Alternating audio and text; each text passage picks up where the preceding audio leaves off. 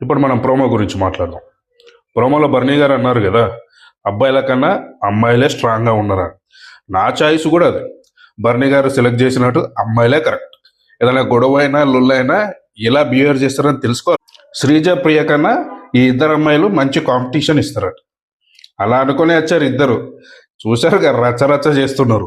వీళ్ళేం కాంపిటీషన్ ఇస్తారో, అంత పాజిటివ్గా ఏమంటారో చూద్దాం. ఆ ఇద్దరు అమ్మాయిలో ఎవరో ఒకళ్ళు వస్తారు. వాళ్ళు వచ్చిన తర్వాత చూద్దాంలే. బిగ్ బాస్ డిసైడ్ చేయాలి కదా. మధ్యలో రీతు బాధ, నాగా అని శాఖ వీళ్ళిద్దరే కరెక్ట్, అమ్మాయిలు అయితే కరెక్ట్ కాదు అట. ఎందుకు?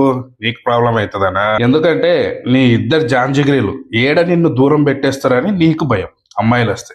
అంతే కదా. మళ్ళీ వాళ్ళు వచ్చిర్రనుకో, బయట ఏం జరుగుతుందో అవన్నీ నీ గురించి బ్యాడ్గా చెప్తే నువ్వు బ్యాడ్ అయిపోతావు కదా. అసలే సెట్ చేసుకున్నావు ఇద్దరిని.